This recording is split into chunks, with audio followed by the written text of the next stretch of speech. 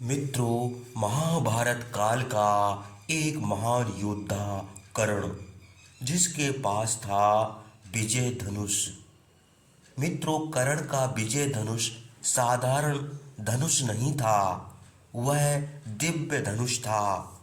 कर्ण का विजय धनुष इतना शक्तिशाली था कि जब भी इस धनुष से कोई बाण चलाया जाता था तो इसकी टंकार से आसमान में बादल गरजने लगते थे, बिजली चमकने लगती थी।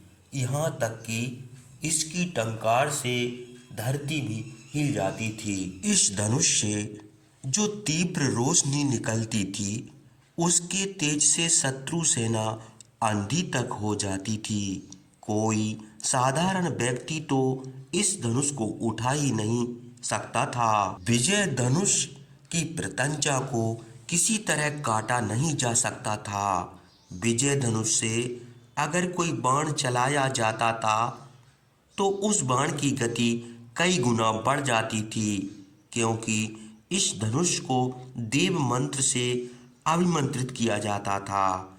इस धनुष को हाथ में लेने पर इसके चारों ओर एक सुरक्षा कवच बन जाता था। इसके कारण विजयधारी योद्धा को घायल करना बहुत मुश्किल होता था। कहा जाता है, इस धनुष को धारण करने से कोई भी योद्धा अपराजय हो जाता था। कर्ण के पास इतना शक्तिशाली धनुष होने के बावजूद कर्ण युद्ध में इस धनुष का बहुत कम उपयोग करते थे। कुरुक्षेत्र के 17वें दिन जब कर्ण ने पहली बार अपने हाथ में विजय धनुष लिया था, उस दिन कौरव सेना पांडव सेना पर बहुत भारी पड़ रही थी। इसलिए उस दिन कर्ण को अपने हाथ में श्रेष्ठ विजय धनुष को लेकर उस पर प्रत्यंचा चढ़ाना पड़ा था। तभी पांडव सेना में चारों ओर तबाही मच गई थी। कर्ण ने अपने जीवन में सिर्फ एक दिन ही धनुष का उपयोग किया था। आखिर क्यों? कर्ण के पास इतनी शक्तिशाली धनुष होते हुए भी कर्ण इसका प्रयोग नहीं करते थे। दोस्तों, कर्ण कभी भी विजय के लिए किसी धनुष पर निर्भय नहीं होना चाहते थे।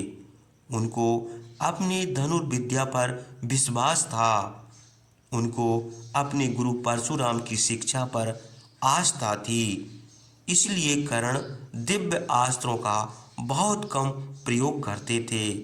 मरते समय कर्ण ने महादेव को क्या दिया था, यह जानने से पहले हम यह जानना होगा कि विजय धनुष का निर्माण आखिर कैसे हुआ था और किसने इसका निर्माण किया था।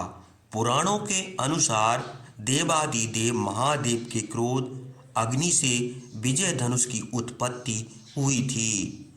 इस धनुष के सहारे ही महादेव ने त्रिपुरासुर का वध किया था। इसके बाद भगवान परशुराम को यह धनुष मिला था। इसके सहारे परशुराम जी ने 21 बार इस धरती को क्षत्रिय विहीन कर दिया था। भगवान परशुराम के सारे शिष्यों में से कर्ण ही भगवान परशुराम को ज्यादा प्रिय थे। इसलिए संपूर्ण धनुर्विद्या ज्ञान के साथ साथ परशुराम जी ने कर्ण को विजय धनुष भी दे दिया था। कुरुक्षेत्र के 17वें दिन अर्जुन के साथ युद्ध के दौरान कर्ण ने विजय धनुष का प्रयोग किया था, जिसके कारण अर्जुन किसी भी तरह कर्ण को परास्त नहीं कर पा रहे थे। लेकिन युद्ध के दौरान कर्ण के रथ का पहिया जमीन में धंस जाता है। तब रथ के पहिए को निकालने के लिए रथ पर विजय धनुष को छोड़कर कर्ण रथ से नीचे उतर जाते हैं। भगवान श्री कृष्ण जानते थे कि अगर कर्ण फिर से विजय धनुष उठा लेंगे तो अर्जुन किसी भी तरह कर्ण को मार नहीं पाएंगे। इसलिए तब भगवान श्री कृष्ण ने ही अर्जुन को कर्ण का वध करने का आदेश दिया था।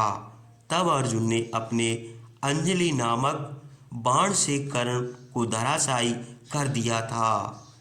भगवान परशुराम को जैसे ही कर्ण की मृत्यु के बारे में पता चला, वह दौड़ते हुए कर्ण के पास आए।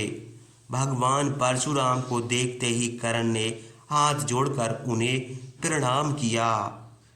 हालत देख परशुराम जी फूट फूट कर रोने लगे। कर्ण से कहा, तुम्हारा जन्म लेने के लिए नहीं, देने के लिए हुआ था, इसलिए तुम अपनी मृत्यु को स्वीकार करो और धर्म को जीत दिलाओ। कर्ण, आज के युद्ध में तुम अपने सामर्थ्य का परिचय दे चुके हो। आज तुमने अपने गुरु द्वारा दी गई शस्त्र और शास्त्र विद्या का मान रखा। कर्ण, मैं धन्य हो गया, आज तुम मृत्युंजय हो गए। महारथी कर्ण तुम्हारे जैसा धनुर्धर ना ही कभी हुआ है, ना कभी होगा।